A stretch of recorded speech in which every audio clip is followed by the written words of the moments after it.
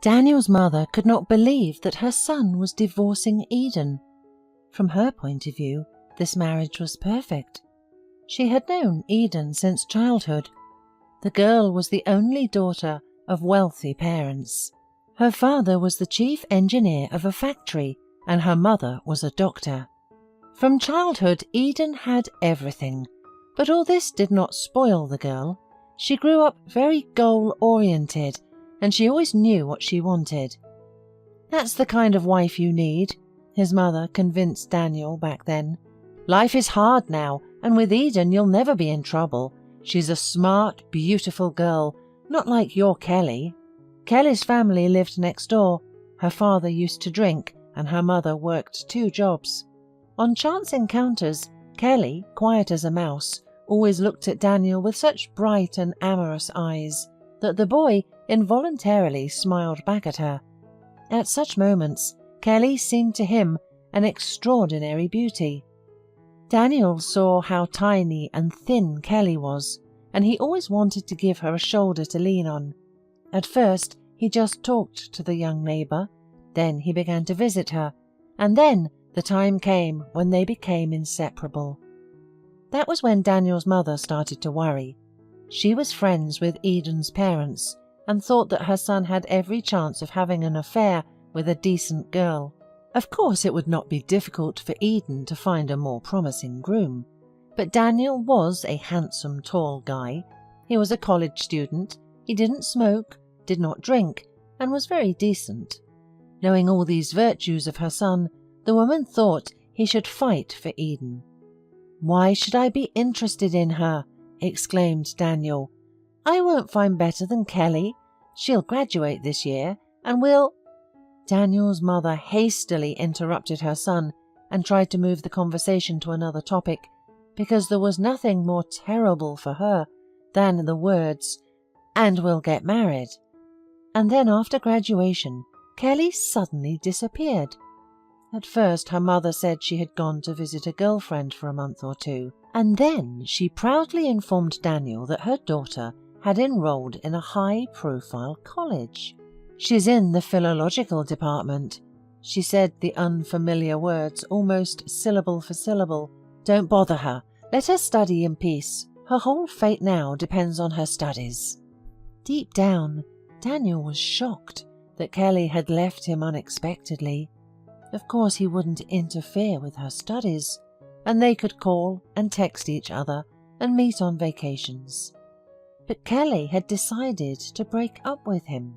She changed her phone number, deleted her social media pages, and her mother resolutely refused to share any information with Daniel. The man was so offended by all of this that he gave in to his mother's persuasion and agreed to court Eden. The young man had no trouble getting the young beauty to like him, only it was unclear who was courting whom, because Eden always knew exactly what she wanted, what her plans were, and she made decisions for 2. "Today we're going to the beach," she used to inform Daniel. "Then we'll have lunch at a cafe, and in the evening my journalist friends are having a great party." She has never asked if Daniel is happy with her outlined plan, or if he wants to accompany her. To be fair, Daniel didn't mind.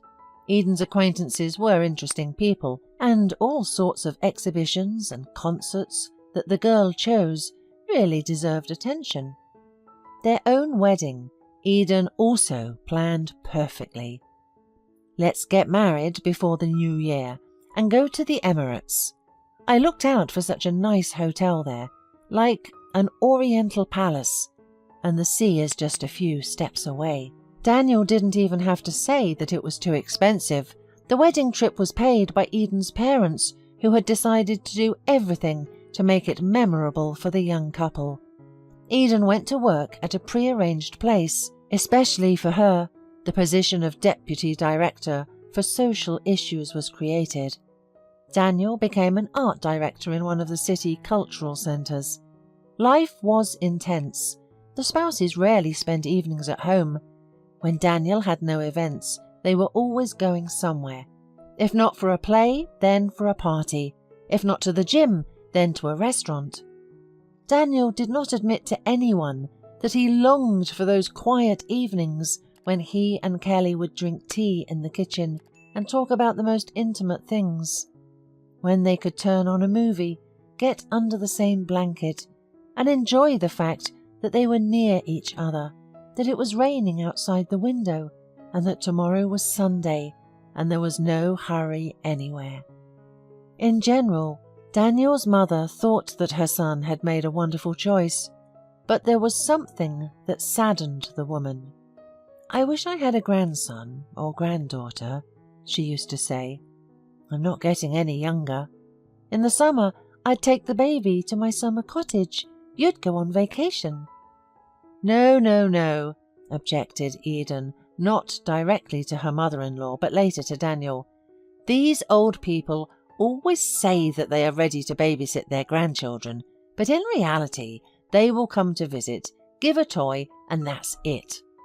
They have illnesses, summer houses, friends. They want to relax. As a result, we will run out of quiet life. It's not for nothing that my mother barely agreed to have one child, and when I was born she swore no one else, ever. I don't know if I'll ever want to have babies either." Daniel understood even in this matter no one would ask his opinion, and one day he realized that he was tired. He was just tired of everything in the world, of this planned life, of his wife's inflexible character, of a house that was not really his home.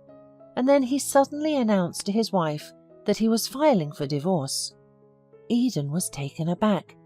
For the first time in their family life, her husband did not want to discuss the problem, did not agree to see a psychologist, ignored the arguments of her parents.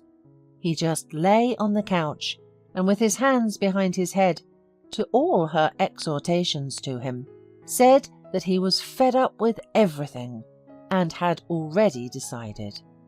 In the end, Eden could not stand it. "Well, at least we don't have a baby," she said sarcastically. "I was right. How would I explain to the baby now that his daddy's just sick of everything?" Along with the divorce papers, Daniel got a certain amount of money. It was a sort of payoff.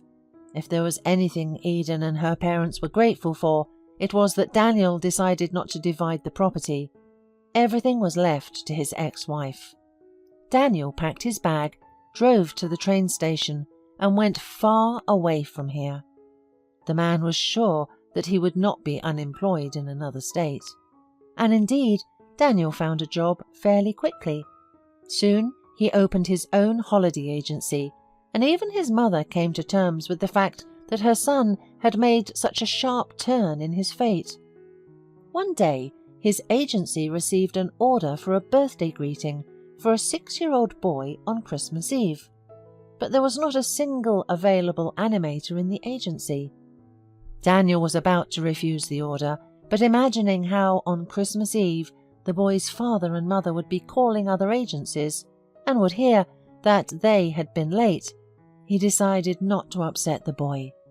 "Okay, I'll shake off the old days," thought Daniel, and pulled out his Batman costume. The house he arrived at looked like a fairy tale. Everything around the house was decorated. There was a big, fluffy Christmas tree in the yard. When Daniel rang the bell and the door opened, a little boy, surprisingly similar to Daniel as a child, appeared before his eyes. The same blue eyes, the upturned nose, even the same facial expression as he remembered from his childhood pictures. "Oh, we are happy to see you," the boy's mother greeted Daniel. Daniel averted his eyes from the child, who was jumping for joy, and looked at his mother, froze in shock. It was Kelly. She had changed a lot. Now she was no longer a shy, quiet girl, but a mature woman. And yet it was his Kelly. Daniel could not help but recognize the one he had been thinking about every day for all these years. It took Daniel a tremendous effort to pull himself together, but he played the entire program. At the end, he announced to the boy that since he had performed all the tasks so well, read poetry and guessed riddles, he would certainly grow up to be a superhero too. Daniel handed the boy a gift, which Kelly discreetly gave him, and the happy child ran to his room. "Would you like some tea?" Kelly suggested. "Thank you. Only if your son sees that I took my mask off, there will be great disappointment." "You're right," laughed Kelly. "Let's go to the kitchen. We can sit there quietly. He will be playing now with his gift, so he has no time for us." Daniel took off his mask, standing in the kitchen doorway. "Come in, sit down at the table," said Kelly, taking the cake out of the refrigerator. Looking at Daniel without the mask, she gasped. Her hands trembled so much that she had to hastily put the cake on the table. "How did you find us?" she muttered. "I had no idea who I had come to," answered Daniel quietly. "Probably it is a miracle, because it is Christmas Eve today, and your son—" He did not dare to continue. "I guess tea won't be enough for us," said Kelly. "But I don't have anything strong, just a bottle of champagne. Let's open it, and I'll tell you everything." It turned out that almost 7 years ago, she hadn't made any plans at all to start a new life and go to a college. After graduation, she was going to tell Daniel that she was expecting a baby. Kelly had a dream that they would have a quiet wedding, live together, she would raise the baby, devote all her time to him while her husband worked. But Daniel's mother came to her. Kelly was confused because the woman she had already thought of as her future mother-in-law was visiting her for the first time in her life. But what Kelly heard was not at all what she was expecting. "You see, every boy has his first girl in life, but in fact, Daniel feels sorry for you. He sees how poor you and your parents live. Eden is the best option for him. He will have an entirely different life with her. You don't want him to go out with you out of pity, do you? You're not going to drown his future in this swamp of yours, are you?" Kelly confessed that she had never had a more difficult moment in her life than this conversation. She cried all night, and in the morning she packed her things and left for her cousin, who had been living in this city for 5 years. Then the baby was born. Kelly graduated in philology, and now she works remotely at a publishing house, translating books and renting this house. "I can never forgive my mother for that," said Daniel, clenching his fists. "Don't say that." Kelly smiled tiredly. "Even I have forgiven. The main thing is that nothing irreparable has happened, and I gave birth to Benny. He's a wonderful boy, but sometimes it is hard to raise him." "It will be easier now," said Daniel in a confident voice. "We'll have to catch up on everything we've missed over the years because of me, but we won't part again." Kelly, looking him straight in his eyes, squeezed his hand and smiled. The woman didn't know if they would be able to become a family after all these years, but right now she was happy.